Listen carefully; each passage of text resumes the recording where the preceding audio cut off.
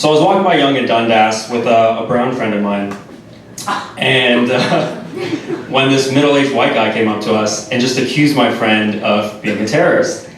And I gotta say, I was pretty shocked, because my friend looks like a fucking spelling bee champion. This dude is lanky as shit, and his posture is horrible. Like, if you're gonna accuse someone of being a terrorist, at least try and pick the brown person that looks like they have the balls to tell their parents that they're not going to med school next year.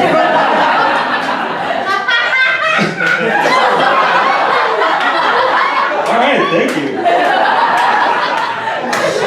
But I honestly think we're too quick to judge. Because I don't think it's fair to assume that that guy actually believes that all brown people are terrorists. Because nobody, not even racist people, are stupid enough to go up to someone that they think is an actual terrorist and start yelling their job title at them. But what really bothered me wasn't the blatant racism. It was, what the fuck did he think was gonna happen? Like, what was his best case scenario? That my friend was just gonna confess and be like, oh, I would've gotten away with it if it weren't for you meddling middle-aged white men. He's a fucking spelling bee champ, not a Scooby-Doo villain. But he handled that situation pretty well. He called his mom, started speaking Hindi, and the man just fucking ran away.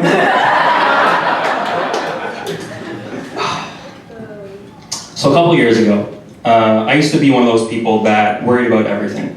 From my boss catching me trying to finish the last season of Breaking Bad at the office, to being abducted by pedophiles at the age of 22. And my uncle noticed this worry inside me. And this uncle, by the way, he's like the Indian Tony Robbins. He's rich as shit, always flexing on Facebook with his stupid vacation photos, and constantly posting fucking motivational rants in the family WhatsApp groups.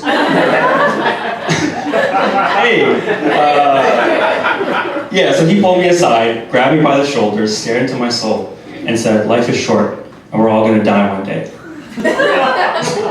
So don't waste it worrying about things you can't control. And from there on out, my demeanor changed, and I actually started giving less of a shit about things I couldn't control. Like 6 months ago, I forgot to pick my seat ahead of time on this flight that I was on, and of course I ended up getting a seat at the back that didn't recline, wedged between a lady who fell asleep on my shoulder, and a guy who really should have fucking got 2 seats for himself. So, a couple hours into the flight, we're in the middle of the ocean, no land in sight, and all of a sudden the plane goes down into a nosedive.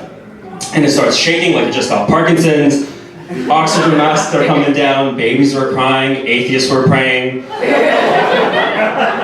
And I was about to start freaking out too, but then I paused for a second and thought to myself, if this is my last 4 minutes on Earth, I'm gonna enjoy the shit out of this, because technically, this is a once-in-a-lifetime experience.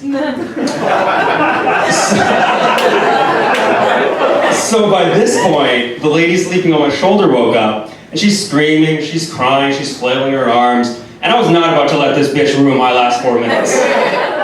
So I grabbed her by the shoulders, stared into her soul, and said, life is short, we're all gonna die one day. So don't waste it worrying about things you can't control. And right after I said that, I realized how terroristy I sounded.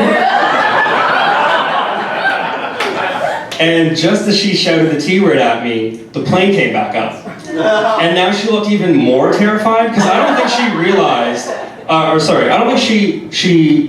the fuck was going on? The plane came back up, and she looked more terrified. Oh, because I don't think she realized that it was actually going to come back up, and she would have to spend the next 6 hours next to me. So she started apologizing. She was like, oh my god, I'm so sorry. I don't want to say things like that. I took an Ambien earlier. I was like, bitch! You took that out of Roseanne's playbook, didn't you? But what really bothered me about that wasn't the blatant racism. It was that if I was going to take a plane down with me in it, why the fuck would I be flying economy? All right. Thanks for coming.